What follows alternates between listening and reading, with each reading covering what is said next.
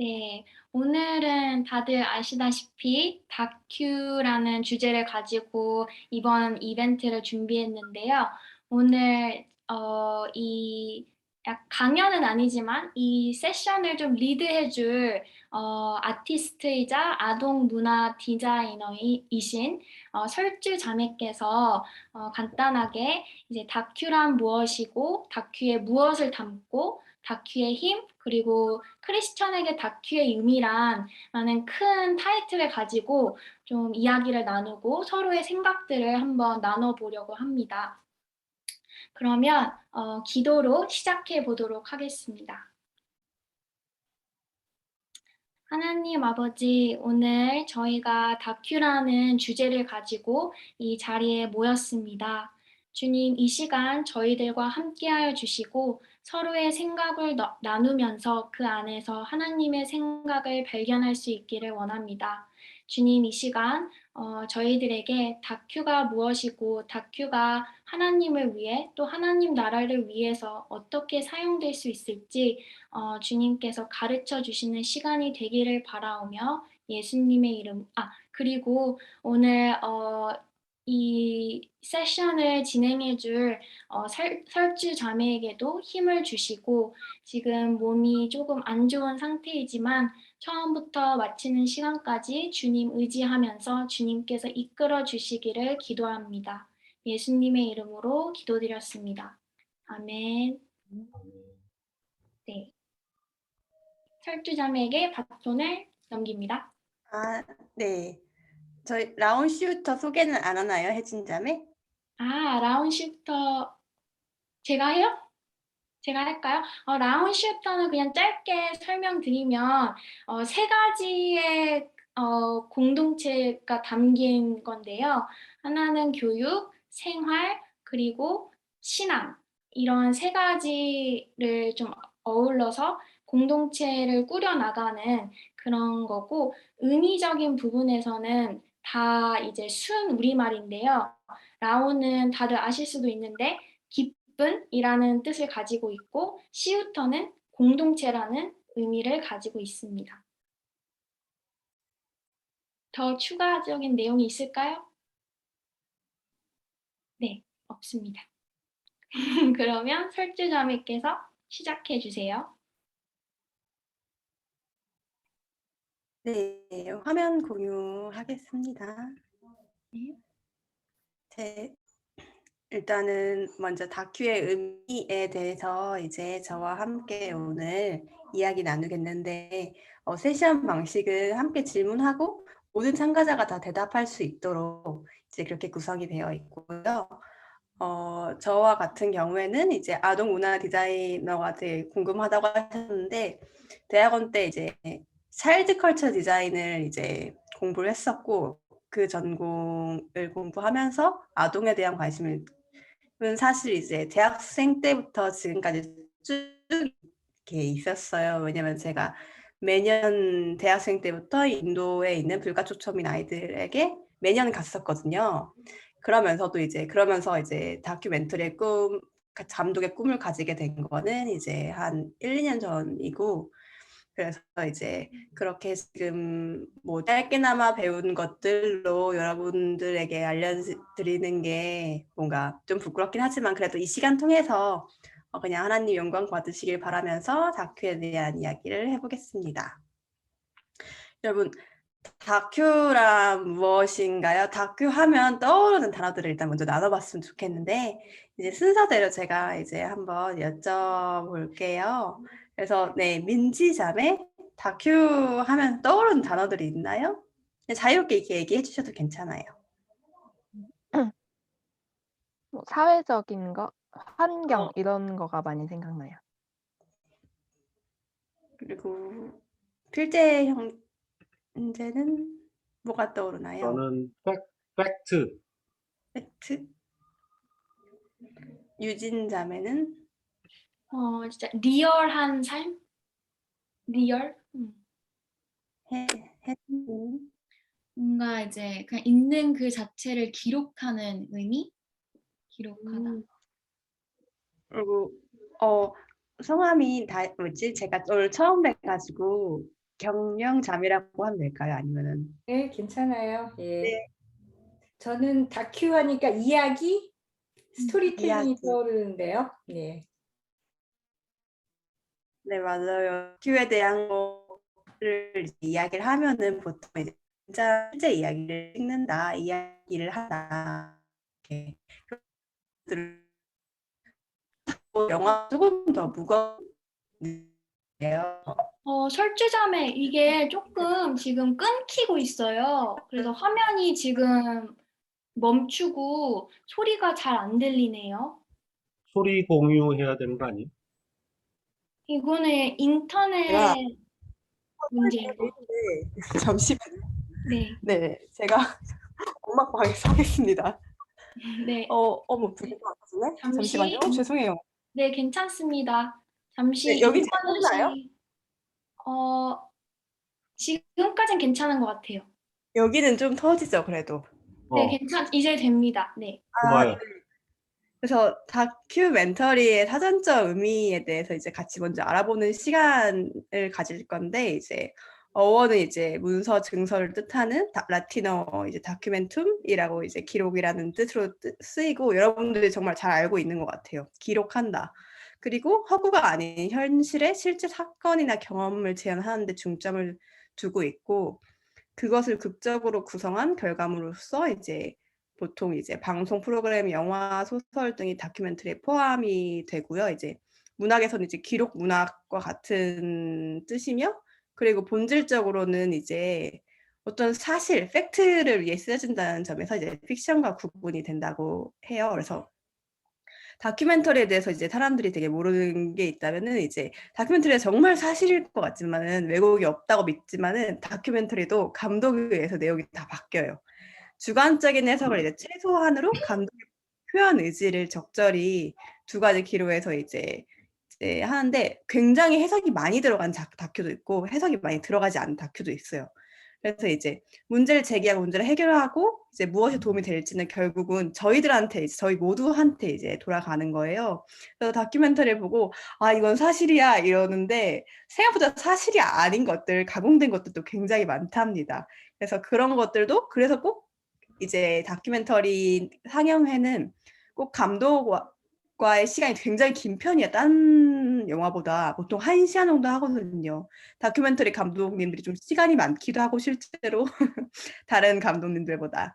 그래서 그런 질문들을 많이 하는데 그때 이 부분은 제가 이제 생각해서 상상해서 한 겁니다. 이 부분을 사실로 찍었지만 이 부분에서 뭐 나타내고자 하는 게 있었습니다라고 해서 예를 들어 저 같은 경우는 뭐 이 내용에서 뭐 하나님을 드러내고 싶었습니다. 이렇게 얘기할 수도 있고 예술을 하는 사람들 중에서는 이제 하나님을 드러내는 방법이 굉장히 다양한데 뭐 무용하는 사람들은 이렇게 뭐 십자가 모형을 해서 이제 그 모형을 이제 강조를 한다든가 그런 식으로 다큐멘터리도 마찬가지인 것 같아요.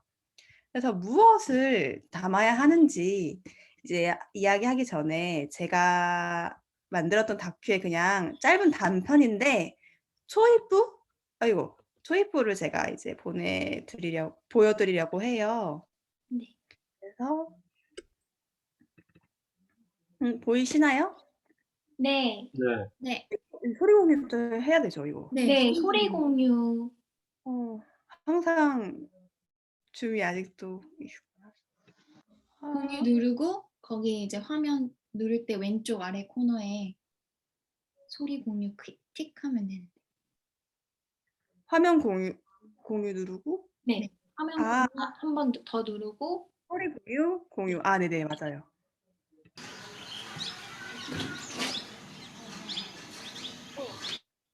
죄송해요. 어이구 죄송합니다. 다시 보여드릴게요.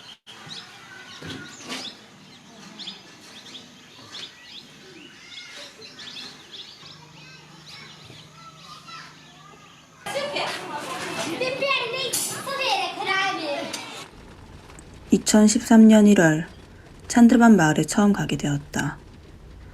아이들은 세상에서 제일 맑은 호수 같은 눈동자로 내가 어떤 모습으로 있든 나를 사랑한다는 눈빛을 보냈다. 그때 저는 더 어리기도 했고 더 정신없었고 더 자유로워가지고 그 뭔가 정신없는 인도가 하나도 어색하지 않았어요. 약간 내 자아를 보는 기분이랄까. 찬드라반 아이들에게 가졌던 감정은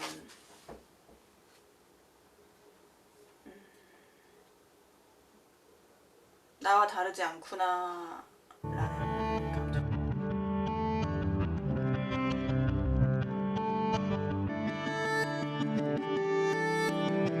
그 감정 하나를 가지고 7년 동안 인도에 갔다. 오직 찬드라반 마을을 향해서 갔다.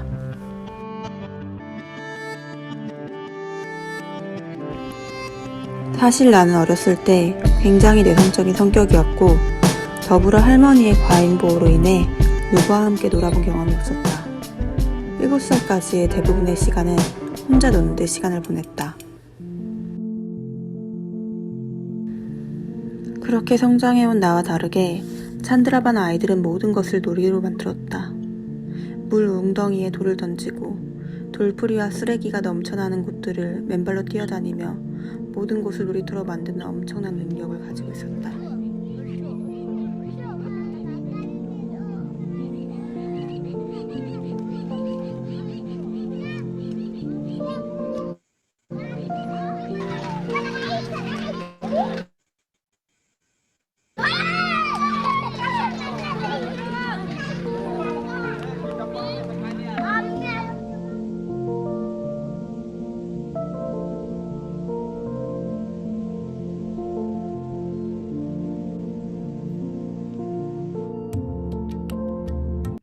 네, 여러분 여기까지고요.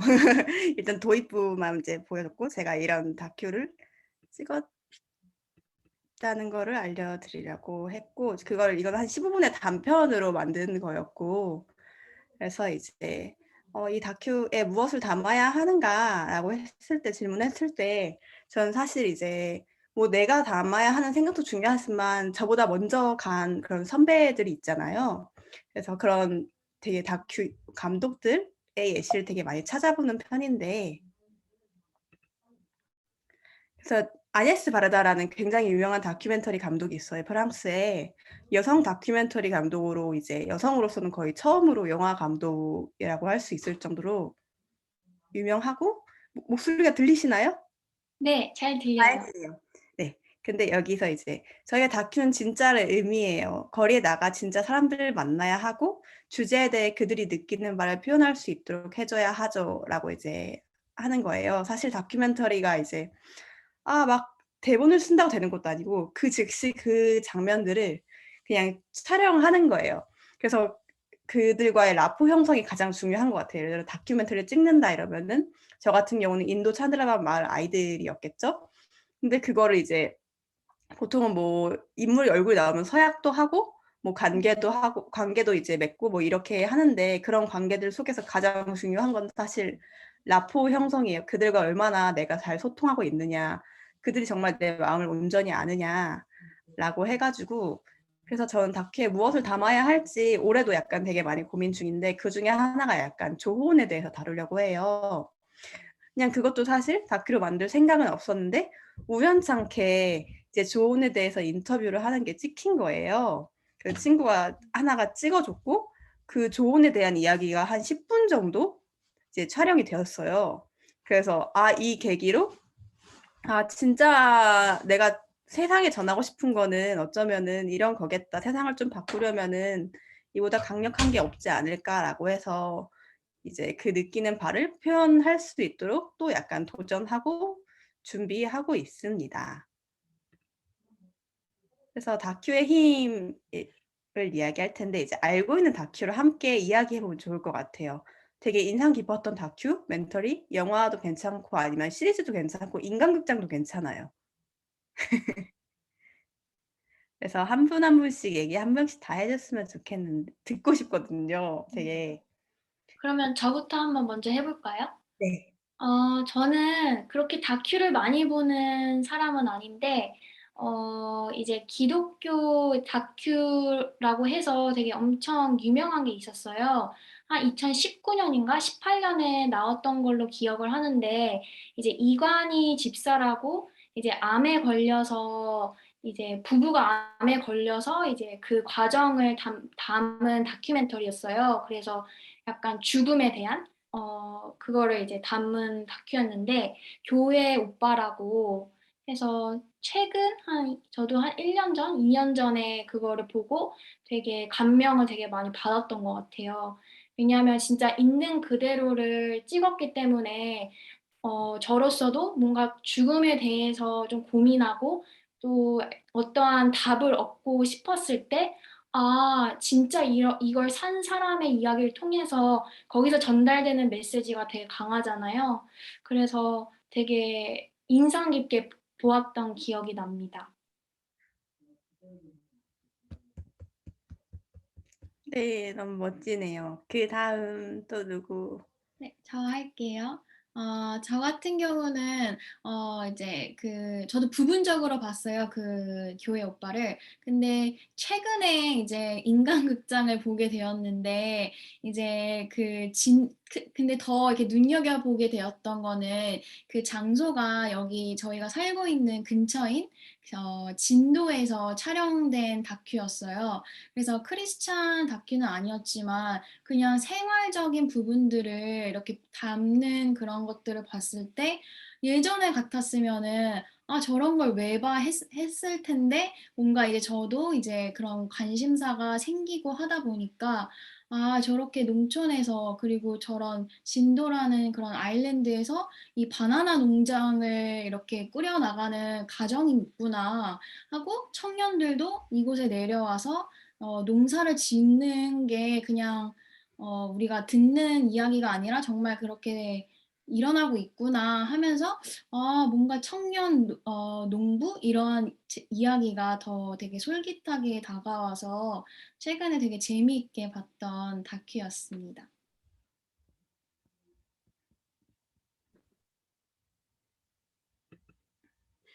네, 저는 네. 혜진이랑 또 반대로 도시인처럼 일하는 넷플릭스 다큐를 봤었는데 이거는 프렌 리브이츠라는 뉴욕에서 한 30년, 40년간 오래 거주한 사람이 7가지 주제를 가지고 그거에 대해서 그냥 자유롭게 이야기를 하는 형식의 다큐였어요. 그래서 뭐 특별한 의미를 담은 건 아니었지만 좀 현실적인 뉴욕의 삶 같은 거를 직접 전해드릴 수 있어서 되게 재밌게 봤습니다.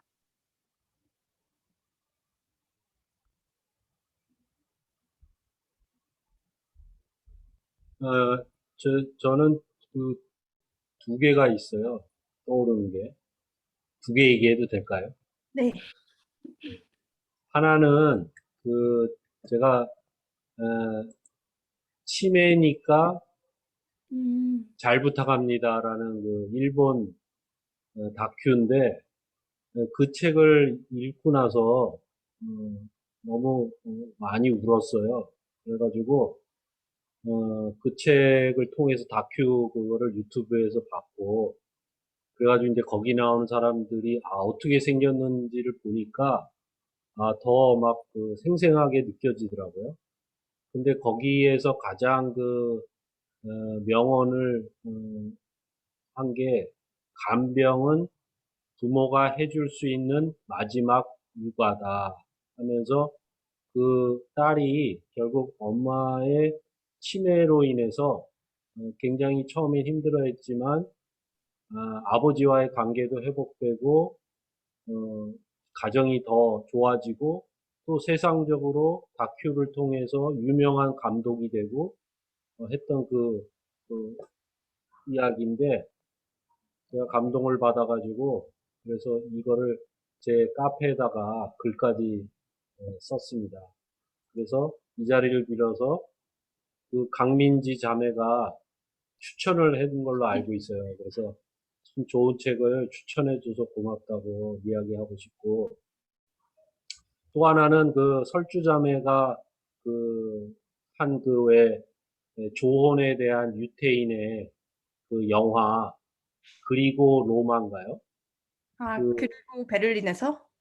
그리고 베를린에서 그 이스라엘이 유대인이 그 조혼을 해가지고 거기서 결국은 이제 탈출하는 그 과정 속에서 유대인이 그렇게 사는지 정말 몰랐어요. 유대인의 그 율법적인 구약대로 사는 거는 대충 알았지만 미국 뉴욕 한복판에 있는 사람들이 공동체를 이루면서 그렇게까지 폐쇄적인 삶을 살고 있다는 것이 좀 놀라웠어요.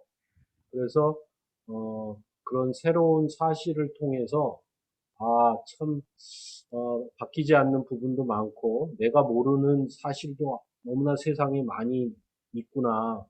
이걸 통해서 이런 다큐 영화의 힘이라는 것이 굉장히 놀랍다. 그래서 덕분에 그 보내준 다른 영화들도 보게 됐거든요. 그래서 저의 생각의 폭을 넓히는 그런 좋은 기회가 됐습니다. 이 자리를 빌어서 감사하게 생각합니다. 네, 저희도 감사합니다.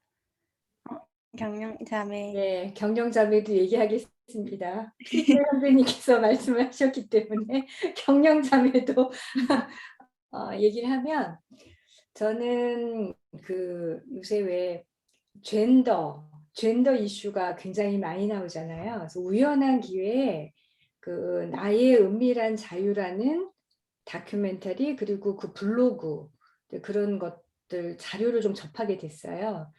그러니까 이제 히잡 쓰는 문화에서 이제 여성들이 그 히잡을 원하지 않는, 히잡을 쓰고 싶지 않은, 하지만 히잡을 써야 되는 상황인 거예요. 그래서 여성들이 거리에서 보이지 않는 골목에 가서 잠깐 동안 히잡을 벗고서는 그거를 사진을 찍는 거예요. 사진을 찍어서 이제 블로그에 올리고, 그래서 그 제목이 나의 은밀한 자유예요. 그래서 이제 그러면서 이제 시 내용도 나오는데 제가 마음이 아팠던 건 그 히잡을 쓰게 되는 순간 봄 바람이 내 머리카락을 스쳐도 가을의 낙엽이 내 머리카락을 타고 내려와도 내가 히잡을 쓰고 있기 때문에 봄바람을 느낄 수 없다라는 그런 시의 구절이 퍼져나가요. 그래서 우리는 매일 이렇게 머리를 다 풀고 봄바람, 가을바람, 모든 바람을 온몸으로 느끼잖아요. 근데 그렇지 않은 여성들이 있다는 거, 또 히잡을 벗기 위해서 그런 운동을 하고 있다는 거, 그래서 그 시하고 그 다큐, 그러니까 그 다큐의 주인공은 아까 보신 것처럼 평범한 그냥 사람들이잖아요. 다 모두 평범한 여성들이 이제 그런 자신만의 에피소드를 만들어서 찍어가지고 그걸 올리는 이야기. 그래서 그게 굉장히 기억에 남는 것 같아요. 그래서 그런 얘기하다 보면 머리카락에 이렇게 바람이 휘날리는 것도 너무 감사한 거예요, 사실은. 그래서 그런 게 다큐의 힘이 아닐까요? 나를 한번 내 생활을 돌아다 보는 거. 예, 저는 그런 것 같습니다. 예. 정말 다들 너무 멋진 다큐멘터리를 보고 실제로 다큐의 힘을 다 알고 있어서 정말 할 말이 없어요. 그만큼 다들 너무 대단하시고 존경하는 바입니다. 그래서 일단은 저는 이제 제가 제일 좋아하는 다큐를 3가지 꼽으라면은 이 3가지인 것 같아요. 각자 마음속에 다큐가 있을 텐데 혹시 시간이 되시면 보면 좋을 것 같아서 다 넷플릭스, 학교 가는 길에 넷플릭스에 없는 걸로 알고 있고 사마에게와 바르다가 사랑한 얼굴들은 있을 거예요. 이제 사마에게 같은 경우에 혹시 보신 분 있나요? 사마에게는 시리아 내전에서 이제 그 내전 그 상황을 다 촬영했어요. 근데 사마에게가 딸 이름이 사마예요. 사마라고 하거든요. 이걸 영어로는. 그래서 이제 아이를 낳고 그리고 아이를 거기서 키우고 내전 중에서도 근데 그 감독은 그 모든 장면을 다 촬영을 해요. 이 어려운 상황에서도 정말 대단한 영화거든요. 그래서 여러분들께 이제 이 엄청 생생한 전쟁의 장면들을 그대로 볼 수 있는 영화고 실제로도 엄청 국제적으로도 굉장히 유명해서 이제 꼭 추천하고 이걸 보면은 뭔가 전쟁에 대한 것을 좀 간접적으로나마 느낄 수 있고 사실 되게 직접적으로 느낄 수 있는 영화인 것 같아요. 정말 카메라를 들고 본인을 찍고 본인의 아이를 찍고 그래서 이제 사마에게 정말 이런 세상에 태어난 엄마를 용서해 줄래라는 그런 주제를 가지고 그럼에도 불구하고 다큐 감독을 포기하지 않고 계속 찍는 그리고 세상에 이 전쟁의 위험성을 알리는 그런 감독이 이제 찍은 거고 그리고 학교 가는 길 같은 경우는 제가 이제 다큐멘터리 수업을 한예종 평생교육단에서 배웠었는데 그때 이제 저 선생님이 김정인 감독님이셨어요. 그래서 이제 장애 특수학교가 이제 세워지는데 굉장히 이제 기피 시설이라고 한국은 굉장히 심하게 여기기 때문에 보통 이제 등교를 하는데 짧으면 1시간, 길면 4시간 정도 가야지 특수학교가 나오는데 그만큼 특수학교가 없고 실제로 이제 이 학교를 이제 가기 위해서 17년이라는 시간이 걸렸다는 거예요. 서진학교를 세우는 데만 반대가 너무 심해서. 근데 그 반대의 주축은 국회의원과 시민들이었거든요. 그래서 그런 모습들을 보고 우리는 왜 우리의 이웃을 사랑하지 못하는가 대다수의 사람들이 왜 이렇게 자기의 이익만을 바라보고 걸어갈까라는 생각을 되게 많이 하게 됐고 또 이 감독님도 되게 감동적인 게 그러니까 그냥 별 생각이 없이 그냥 딸을 위해서 만든 다큐멘터리예요. 그래서 뭐 우리 누구누구에게 이제 우리 누구누구를 누구 이름이 갑자기 기억이 안 돼. 우리 예를 들어서 우리 유진이랑 우리 유진이의 친구들을 위하여라고 맨 처음 이렇게 떠요. 그래서 그렇게 차별 없는 세상에서 아이들이 살았으면 좋겠다는 마음에 이제 만든 다큐멘터리고 그리고 바르다가 사랑한 얼굴들은 제가 아녜스 바라다 앞서 얘기했는데 그 아녜스 바라다라는 감독은 이제 처음으로 이제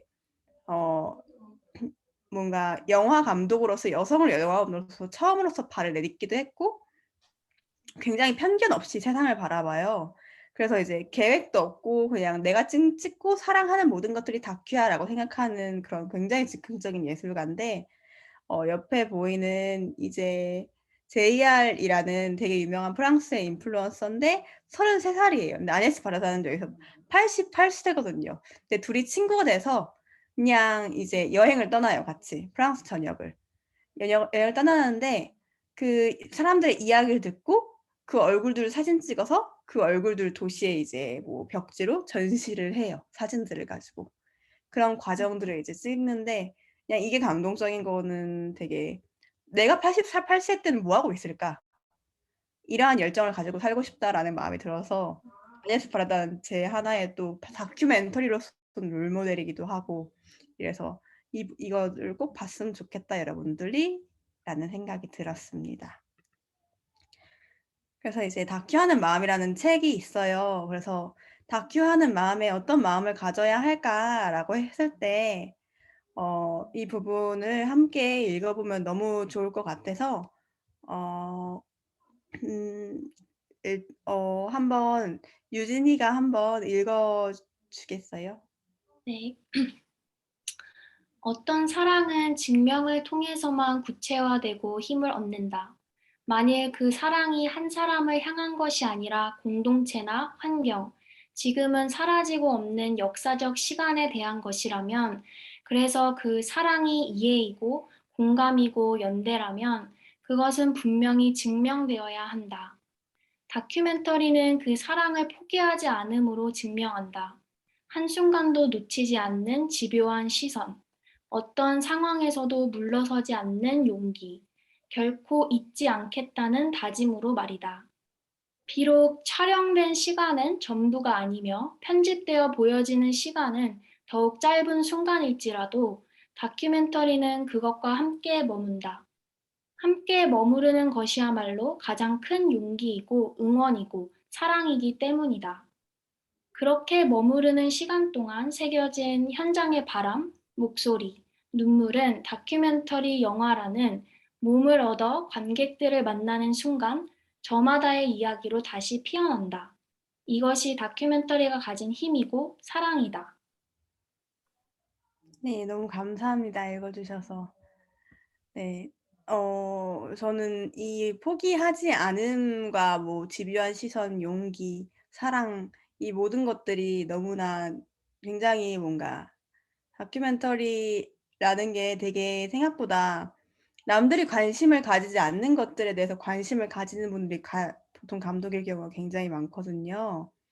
왜냐면은 거의 다큐멘터리 이제 뒤에 보면은 거의 다 뭐 예를 들어서 감독 김설주, 뭐 번역 김설주, 음악 뭐 김설주, 다 김설주예요. 그냥 돈이 없고 그냥 다 자체적으로 자기가 좋아서 하기 때문에. 근데 전 되게 정말 집요한 사람들이 많거든요. 포기하지 않고.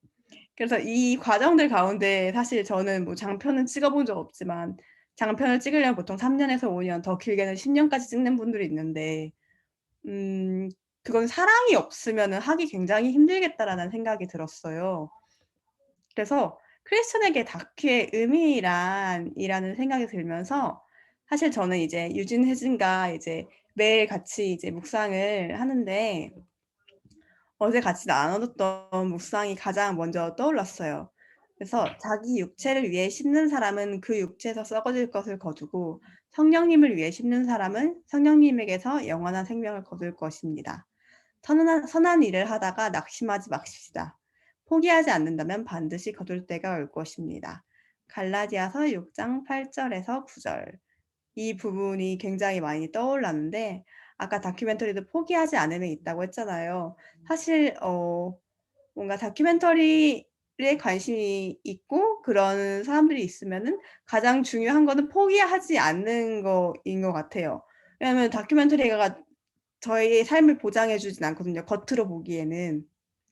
하지만 그 과정들을 통해서 진짜 그냥 정말로 그냥 성령님을 위해서 심는다는 그 중심이 잘만 잡혀져 있으면은 거둘 때가 올 것이고 그게 언제인지 모르겠지만 세상의 명예와 영광이 아니더라도 진짜 하나님 앞에서 선하게 충분히 쓰일 수 있으니까 그래서 다큐멘터리를 집요하게 고집하는 것 같아요, 저도. 아, 이걸 세상에 알리고 싶다.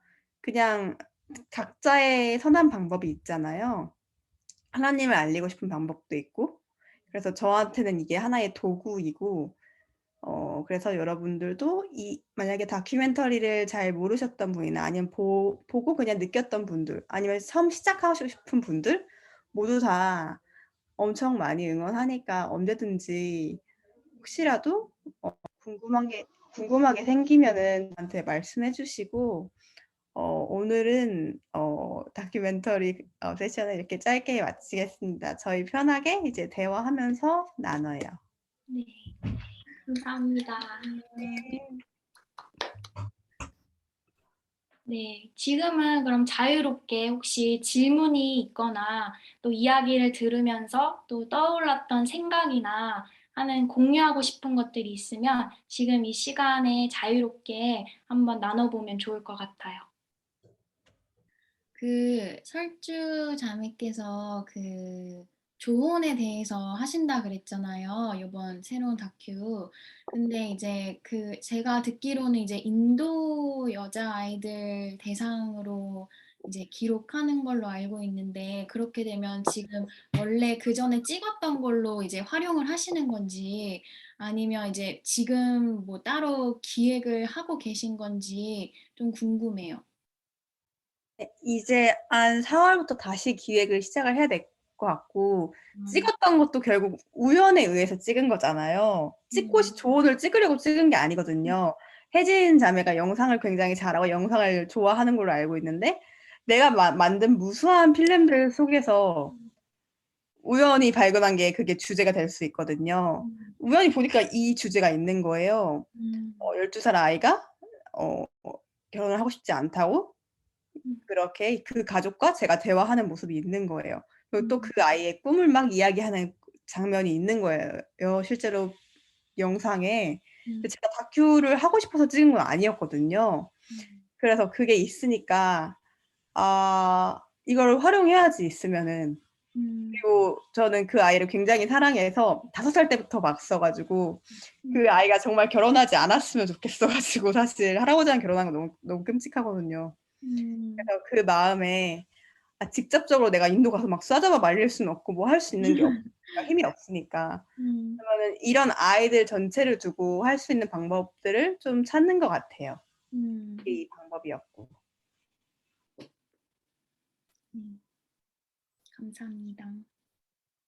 네, 저는 필재 형제 먼저 하실래요? 아니, 네. 먼저 하세요. 저는 오늘 이야기를 들으면서 그 유튜버가 한 분 떠올랐어요. 혹시 새벽이라는 뷰티 크리에이터라고 아시는지 모르겠는데 이제 그분이 이제 30대에 이제 생을 마감하시고 이제 30대인가 20대 후반에 이제 암에 걸려서 뷰티 크리에이터임에도 불구하고 이제 머리도 다 이제 깎고 한 상태에서 계속 자신의 일을 이어가는 그런 영상을 담은 그런 유튜버 활동을 하셨는데 이제 그분이 이제 찍는 브이로그나 이제 그분이 전달하고자 하는 메시지가 되게 그분의 삶을 통해서 되게 강력하게 이야기하는 게 느껴졌어요.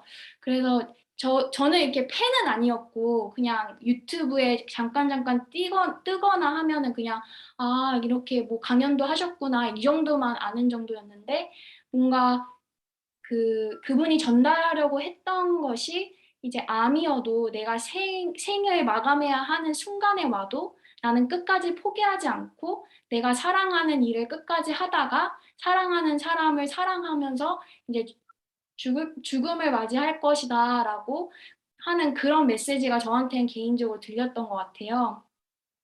아, 그래서 나도 내 삶을 통해서 뭐 그렇게 특별하진 않을 수도 있지만, 되게 평범하게 보일 수도 있지만, 아, 나도 어떠한 메시지를 전할 수 있는 그런 인생을 살고 싶다라는 그런 느낌을 받았던 것이 떠올랐던 것 같아요, 오늘.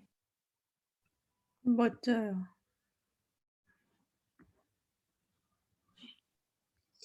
그 김설주 자매의 그 강연을 들으면서 아까 다큐란 크리스천에게 무슨 의미일까? 그게 저의 머릿속을 스쳐간 단어가 좁은 길이라는 단어가 스쳐 지나갔습니다.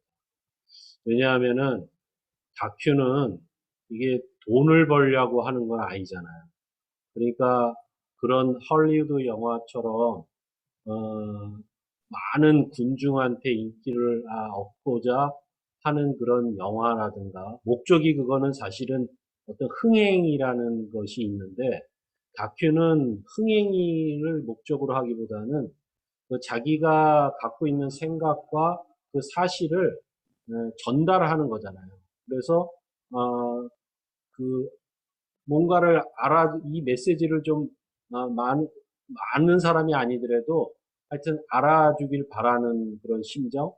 그러니까 우리가 같은 크리스천이라도 좁은 길을 선택하는 사람이 있고 또 넓은 길을 선택하는 사람이 있단 말이죠. 그래서 그 넓은 길이라는 건 사실은 하나님만을 바라보기보다는 하나님도 바라보고 세상도 바라보면서 양쪽으로 가면서 적당히 나의 명예와 재물과 그러한 것들을 원하는 것을 취하려고 하는 것이라는 저는 생각을 하는데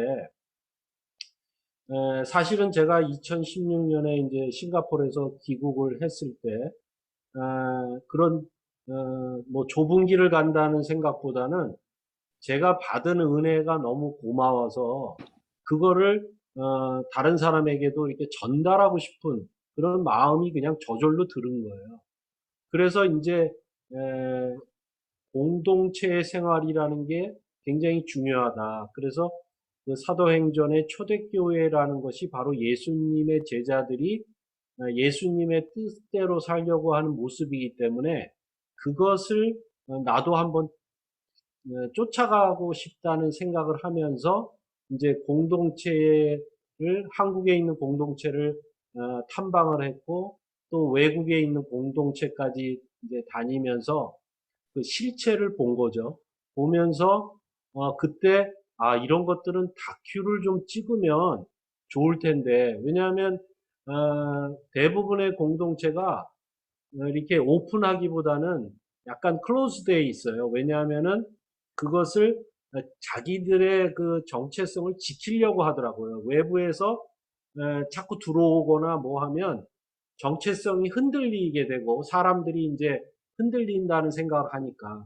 그런데 아, 이런 건 참 좋은데, 이런 걸 좀 알았으면 좋겠는데, 나는 모르고 살았잖아요. 근데 알았다면 나의 삶이 바뀌었을 텐데 하는 생각을 하면서 그런 생각을 했는데, 이제 얘기를 해보면, 아, 우리 공동체는 사진을 못 찍습니다.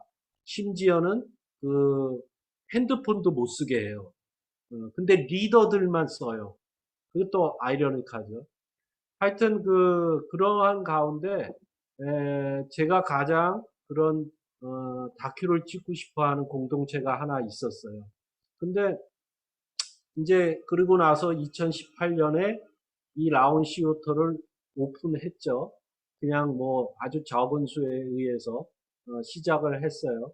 그리고 나서 딸들이 다시 귀국을 하고 처음에는 딸들이 이해를 못했죠. 그런데 그냥 하나님 안에서 예배 같이 드리는 걸로만 시작하면서 이제는 딸들이 저의 든든한 후원자가 됐어요.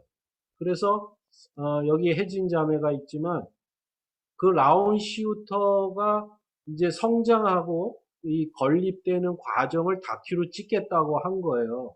그래서 제가 너무 놀랬죠. 별로 관심이 없다고 그랬던 사람이 그거를 자기의 올해의 목표로 하겠다고 하니까 그래서 너무 고마웠고, 어, 그래서 지금도 그러한 과정을 이게 다큐로 찍어서 과연 이게 지금 뭐 모르죠. 우리는 지금 땅도 못 샀고 아무것도 없어요. 그냥 지금은 이런 컨텐츠라든지 또는 이런 힐링 프로그램을 하는 정도 그리고 이제 다른 사람들과 예배 같이 드리면서 서로 신앙을 나누는 그러한 초기 단계지만 언젠가는 하나님이 허락하시면 땅도 줄 거고 건물도 세워야 될 거고 그러면 그것에 뜻이 맞는 사람이 들어와서 자기가 살고 싶은 만큼 살고 가는 거죠. 저는 그냥 거기에다 공간을 제공해서 그렇게 기회를 서로 나누는 거죠. 근데 이런 공동체가 우리 한국에 지금 여러 군데 있어요. 그래서 그런 것들을 다큐로 찍어서 이런 공동체에 와서 그 자기의 일상에서 괴롭고 힘든 그런 과정을 이렇게 좀 힐링하고 좀 새롭게 리프레시하면 얼마나 좋을까.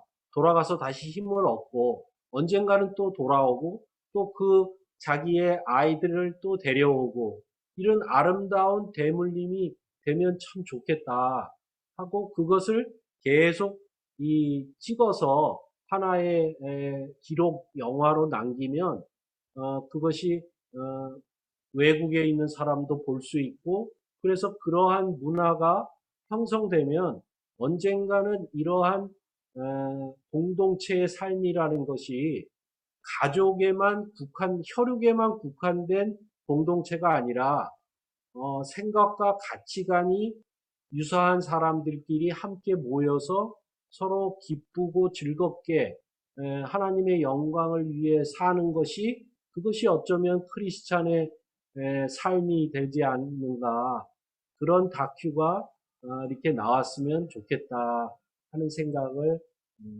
오늘 시간에 다시 한번 하게 됐습니다.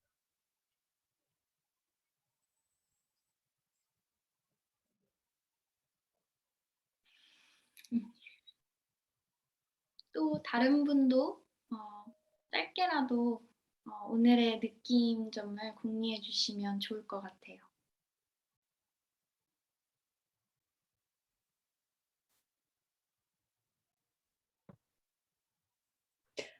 네. 그냥 이 경영자매도 한마디 하면 저로서는 일단 초대해 주신 필재 형제님께 감사합니다. 사실 그 필재 형제님은 제가 개인적으로 아주 아주 그러니까 여러분처럼 이렇게 고등학교 때 고등학교 때 공부를 배웠던 저의 스승이십니다. 고등학교 때 수학 공부를 가르쳐 주신 어쨌든 그 스승이신데 또 이렇게 놀랍게 바뀐 모습으로 또 다시 만나게 돼서 저는 사실 굉장히 놀라고 있어요. 그리고 또 이렇게 이런 공동체를 생각하고 구체적으로 안을 세우는 건 정말 아무나 할 수 있는 일은 아니잖아요. 그렇죠? 예, 그래서 지금 이제 제가 오늘 여기 와서 들어보니 저도 또 설주 자매님한테 배웁니다. 왜냐하면 자기 전공이 아니면은 다른 분야는 전혀 모르거든요. 그래서 또 다큐의 힘을 가지고 이렇게 또 젊은 시간을 보내는 사람도 있구나. 이거 참 쉬운 일 아니잖아요. 그래서 또 배우고 가고 또 이렇게 이런 장을 소개해 주신 필재 형제님께도 감사하고 또 앞으로 시간이 되면은 자주 들어와서 이제 배우고 싶고 또 생각을 나누고 싶어요. 그래서 아마 이제 이런 모임을 가지고 가지게 되면 적어도 그 어떤 믿음 안에서 있으면은 꼰대가 되진 않겠죠. 그렇죠. 믿음 안에 있으면. 그래서 또 오늘도 많이 배우고 가고요. 이렇게 초대해 주셔서 감사합니다. 네, 오늘도 저한테는 또 다른 새로운 생각을 하게 하는 그런 시간이었습니다. 예. 감사합니다. 네.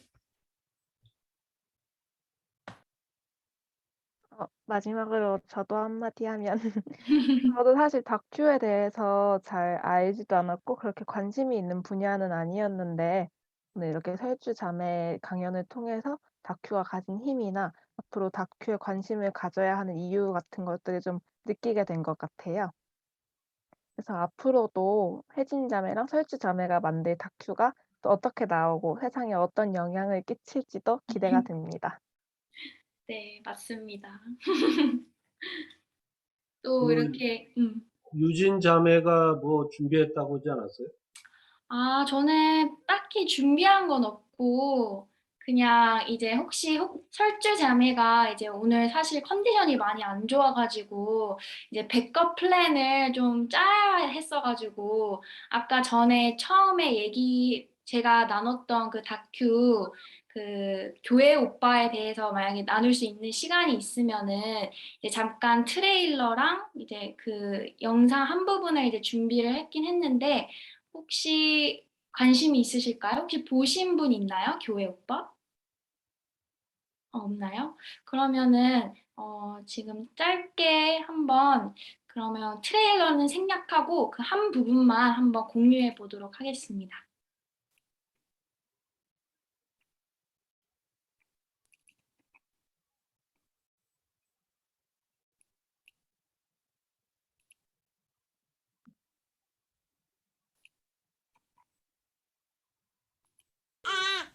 엄마가 목소리 들려주세요.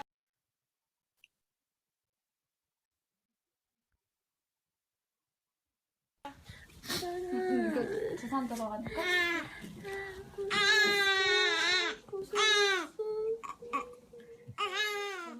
너무 감동이었죠. 남편도 옆에서 울더라고요. 나나 이거 고생이 많았네.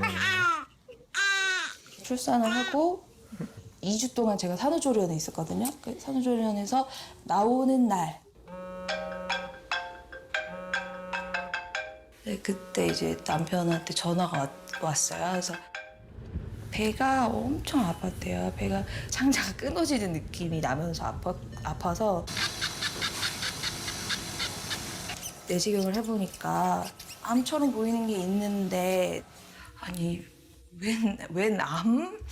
이제 나이가 37인데 지금 애 태어난 지 100일도 안 돼, 한 달도 안 됐는데 무슨 대장암? 그래서 막 소리 지르고 막 울다가 뭐 젊으니까 수술하면 잘 날 수 있다. 그 병원에서도 그렇게 얘기를 해주더라고요. 그래서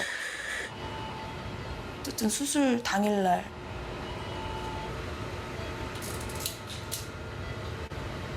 수술하고 이제 1시간 만에 의사가 나와서 실제로 수술하다 보니까 굉장히 큰 혹이 앞쪽 방광과 닿아 있어서 침윤돼 있었고요. 불행히도 주변으로 복막 전이가 있었습니다. 복막 전이가 있는 환자분이시기 때문에 4기 대장암이고요. 이게 뭐지? 막 그냥 막 그 앞에서 막 울면서 막 기도했죠. 하나님한테 잘못했다. 생각하니까 눈물이 나네. 그러고서는 뭐 수술 한 8시간 했으니까요. 8시간 하는 동안이 태어나서 처음 느껴본 지옥 같은 순간이었던 것 같아요. 아이고 잘랐어요.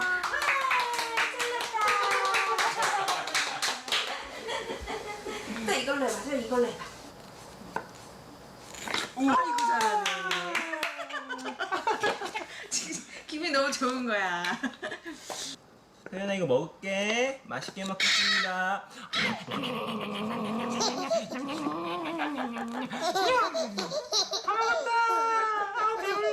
결혼한 지 3년 반 만에 이제 진단을 받은 거니까 나랑 살면서 이 사람이 암이 걸렸나? 나 때문에 아픈가?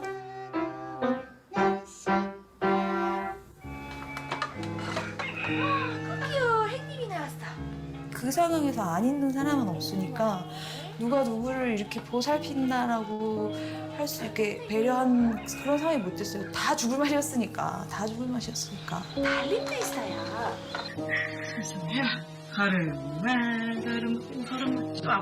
그래서 이제 어머님이 너무 우울해하시고 힘드셨는데 그걸 저희가 캐치를 못하고 있었던 거죠. 그러다가 작년 11월 31일 날 얼굴이 심각해가지고. 거기 들어갔는데 어머님이 거기서 생을 마감이 이미 하셨대요. 그 옷걸이에 이렇게 목을 왜 그러셨어요,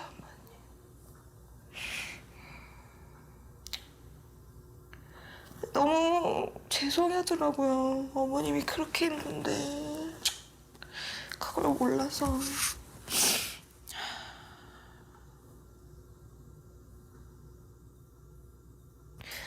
막 죄송스러운 거 반, 막 원망스러운 거 반. 우리 남편 살리고 그러고 가셔야지. 남편 어떡하라고 막.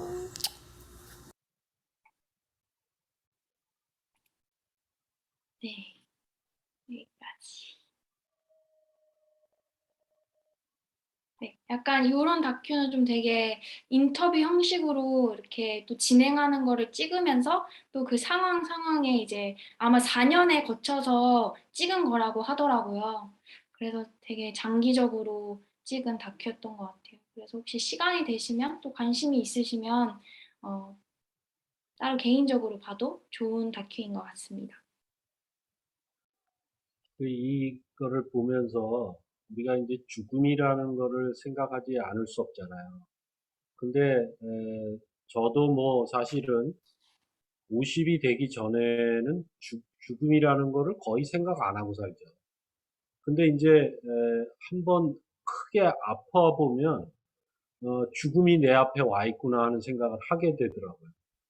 그래서 그 병이 생겼을 때 이제 뭐 병원에 가서 입원을 하면 이제 진짜 죽음이 내가 혹시 죽을 수도 있겠구나.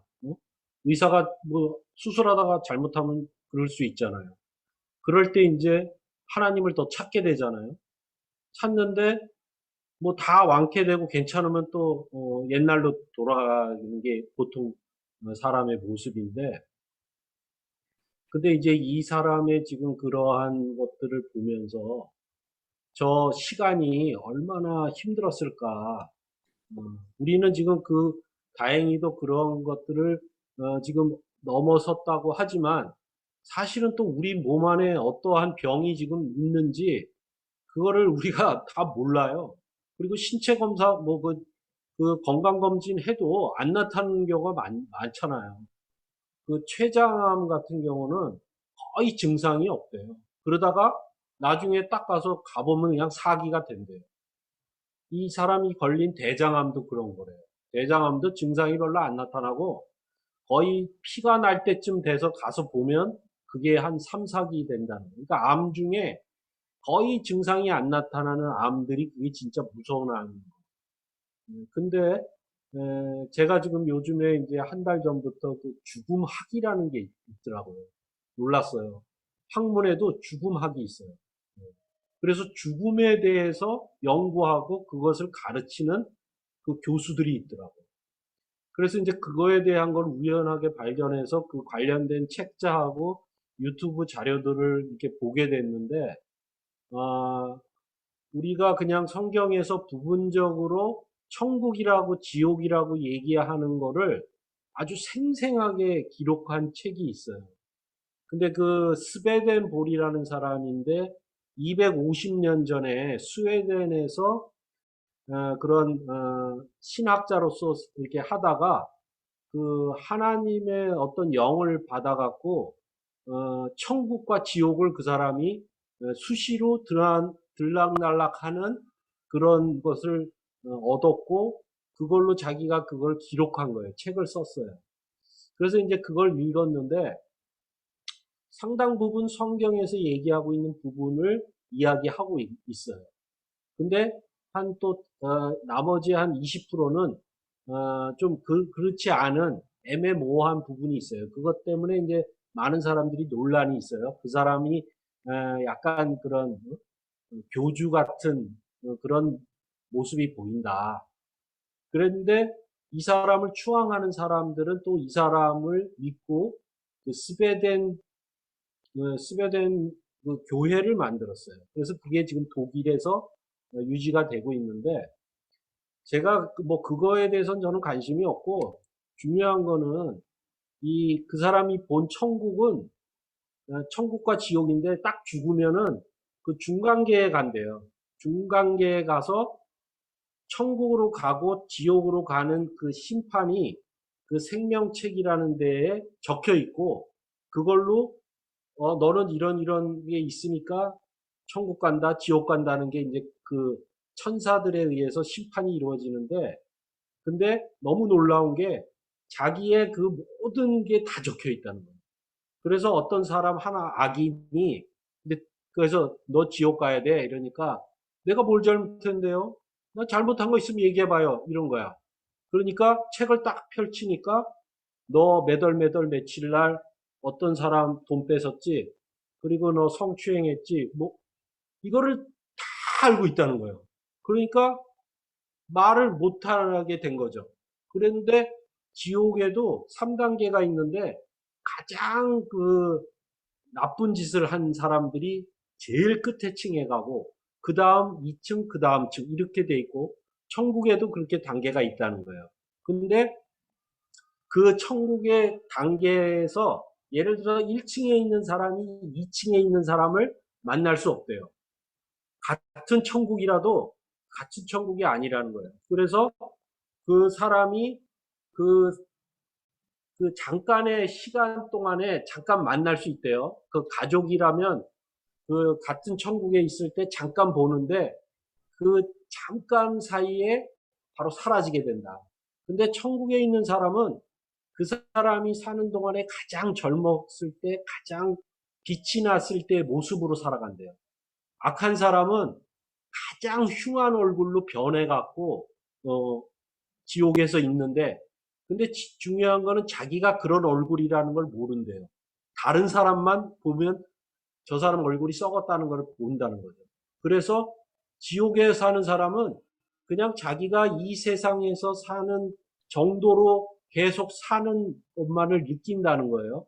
그래서 그 책을 읽으면서 조금 약간 소름이 몇 번 돋았어요.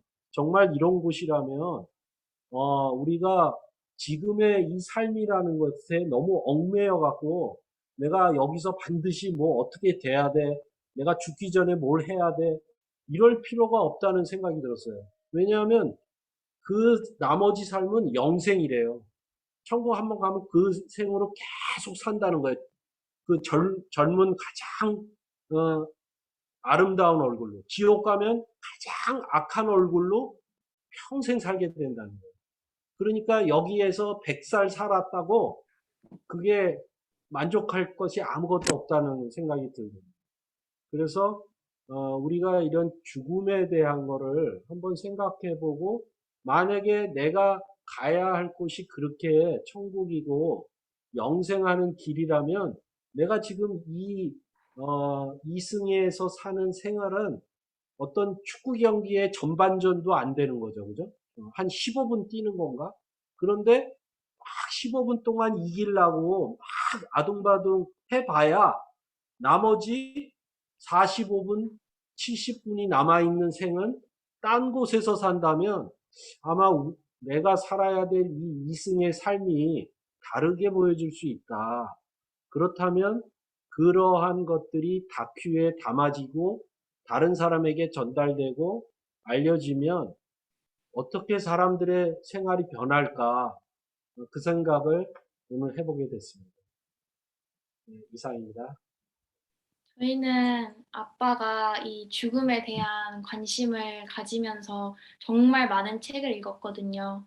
책을 읽는 와중에도 간간히 이 이야기들을 많이 들려주셔가지고 많이 반복되는 내용들이 있었고 또 여러분들은 또 어떻게 느끼셨는지 모르겠지만 또 아무래도 죽음이라는 것도 되게 중요한 키워드인 것 같아요.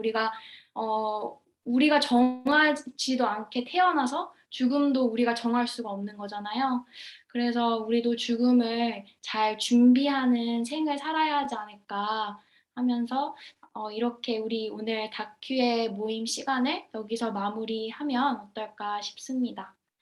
네, 오늘 다들 이렇게 참석해 주시고 함께 참여해 주셔서 너무 감사하고 또 마무리로는 우리 혜진 자매께서 기도로 해주시고 이제 오늘 세션을 마무리하도록 하겠습니다.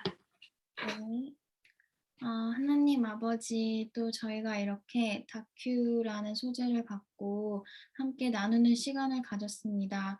이 시간을 허락해 주셔서 너무나도 감사드리고 또 우리 각 사람에게 그런 다큐를 만들고 싶어하는 마음들이 조금이라도 있을 수도 있고 또는 그냥 관심으로만 여길 수도 있고 하지만 이러한 모임을 통해서 또 이렇게 깊은 생각을 할 수 있어서 너무나도 감사하고 또 아픈 가운데에 또 이렇게 열심히 준비해 주시고 또 이제 배웠던 것을 또 우리와 함께 나눠준 설주 자매에게도 너무나도 감사합니다. 그래서 이 자리를 통해서 우리도 각자의 위치에서 각자의 자리에서 또 어떻게 선한 일을 할 수 있는지 또 각자의 방법으로 그것을 터득하여 살아갈 수 있도록 저희 각자에게 지혜를 더하여 주세요.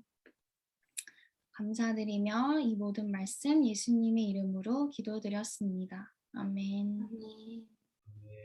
네. 감사합니다. 감사합니다. 네, 들어가세요.